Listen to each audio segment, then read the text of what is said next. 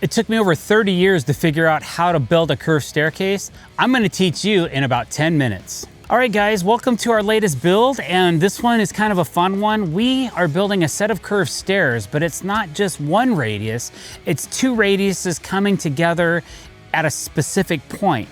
The client, which I built a deck for in the past, started this ADU, an accessory dwelling unit, and they had a small deck, and he brought me out and said, hey, I wanna kind of be hands-on on this. I want to do this. I want this curved deck, but I want two different radiuses, and I want to blend the stairs, and I want to do all these. I'm like, wow, man, that's really aggressive, but okay, I'll consult you.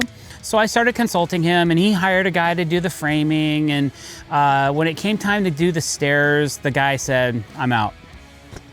So I get the phone call, right?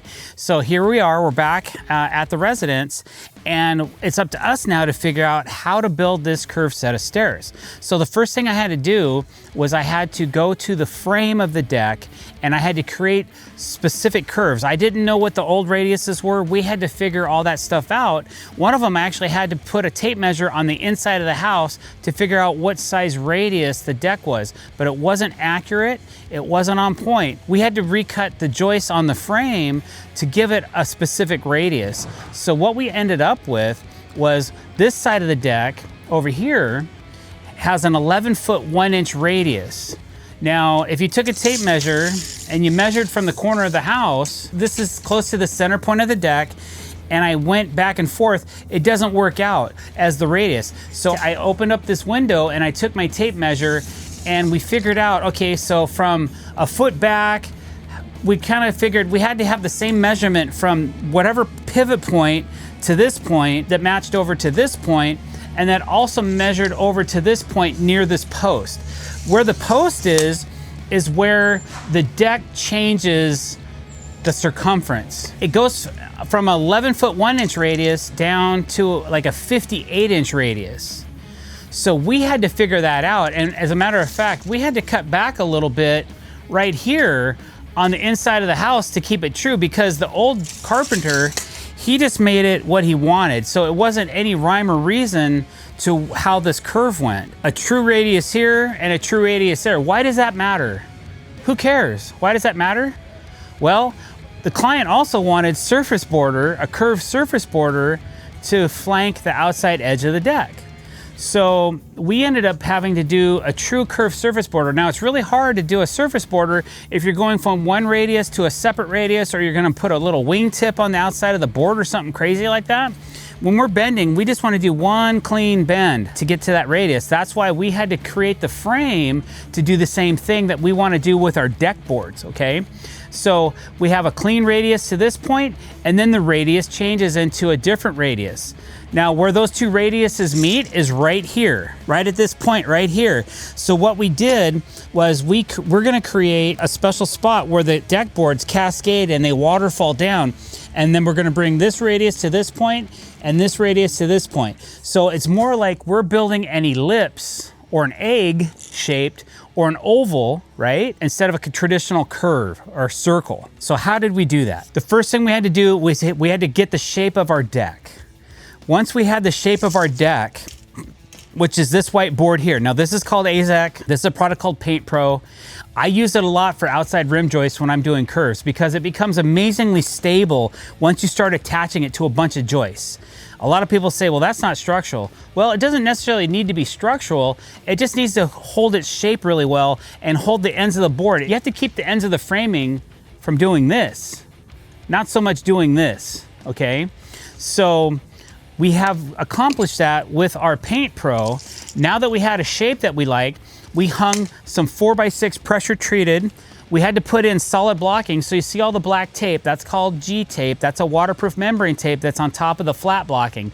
The flat blocking is installed, so I have a place to put my curved surface border along with all the other boards that I'm gonna have to pin and cut onto that curve that's gonna match up to the surface border that's gonna go around the deck. Okay, so I had to have a place that I could have face screws and put screws wherever I would need to. So that's what the flat blocking is all about. So what I did was I took 4x6 posts and I installed them under the flat blocking like this and to the face of that white board right there. And I put 4 screws here and I put 4 screws through the top. Now these are structural MVP fasten master screws. They're very strong and they're meant for this type of work. So don't just use any cheapy screw you can get at a home center. Use something that has some integrity, that's gonna last, and that's gonna withstand some strength, okay? We fasten to the top, we fasten to the face, and then we fasten to the sides of the joist wherever applicable, okay? So that may be, not every single post got that, but a lot of them did. Once that was done, those posts hung down a little bit further. So you can kind of see here, you can see this one right here. There's just below the Paint Pro, you can see there's a post that's hanging down. That's my anchor point for the staircase. So this staircase is not complete. We're mid-construction on this staircase. When we're done with the frame, each level of stairs will have a piece of this white PVC Paint Pro going around it. But because this is where we're at in the build, this is what you guys get to see, okay? Now that the support is in for the staircase, we have the elevation we want. We know we have about a 6-inch rise per step. Doctor, how many stair stringers do I need? Well, over here on an 11-foot radius, I put them 12 inches on center. Every 12 inches, well, it's about 12 1/4. So at 12 1/4 at the very top of the staircase, gave me 15 inches at the bottom of the staircase, which decking can span up to 16 inches on center. So we're 15 inches on center at our furthest point. Plus we have something solid on the outside of the staircase that will keep the boards from wanting to dip. Okay, so as we go in, the inside of the bottom step is 14 inches on center. So you're going in 1 inch in 12 inches. So it gets stronger as the further in you go, the stringers get closer together. Over here, where the radius gets tighter, I couldn't do that. I had to go closer together because what I did was I just took a couple of loose stringers. I set them up here just like this. If this wasn't all attached first, I put one right here against the deck, and then I put one at 12 inches on center, which is over here. And then I measured down here and it was over 16 inches. I said, that's too far. So right now we're at 15.5 inches on center to 16, just kind of depends at the very base, but at the top, we're only 10 inches on center. When you're working in curves, you gotta remember that your tops are gonna have to be much closer together than your bottoms to be able to make sure that the bottom stringer is gonna work. So what I did was I mounted all of the stringers to the backside of another piece of Paint Pro, and I did my layout, and then we brought that in and we attached it, and we used clamps. We attached it for height. We got it to the proper height we wanted away.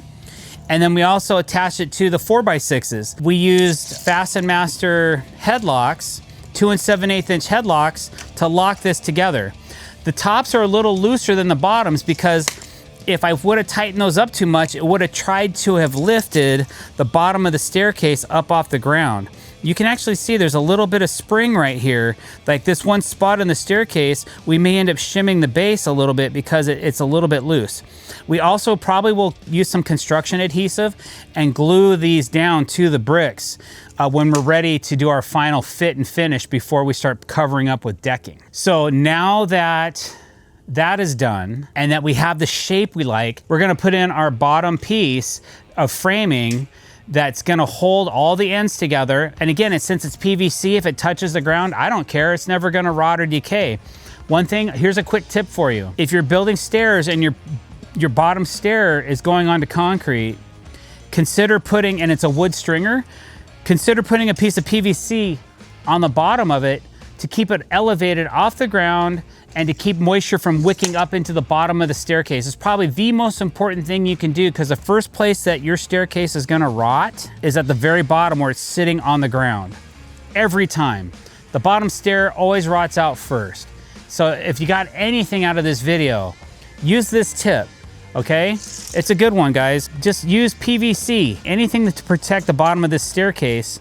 Also, I don't know if you can tell, but these stairs have been treated with Q-Tech Extreme. That's what we use for end grain treatment on our stair stringers to protect them. These will also get the same G-tape treatment like you see on the top of this deck here. It's just that we haven't gotten to that point yet.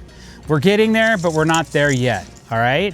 So now that we have the shape and we really like it and we're kind of evening out all of our stair stringers, now we can continue adding more layers of PVC to these two levels And then we have some blocking to add right here for our cascading waterfall effect that we're gonna do. And then we'll get the bottom and base connected the way we want to. Because it's pavers, we usually don't drill through pavers because they kind of break and fall apart.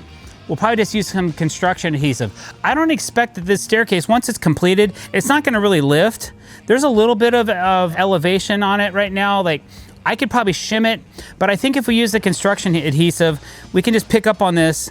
Just in certain spots, there's just a little bit of lift right through this section here. So we can either shim that to get that out, or we can use a little bit of construction adhesive and lock it down to the top of the brick. So we'll probably do that right before we start putting in the decking. So that is how I am building a curved set of stairs. Stay tuned for some follow-up time lapses on this, guys. We're shooting it all the time. Just keep looking and keep checking it out, guys. Thanks for watching. I appreciate it.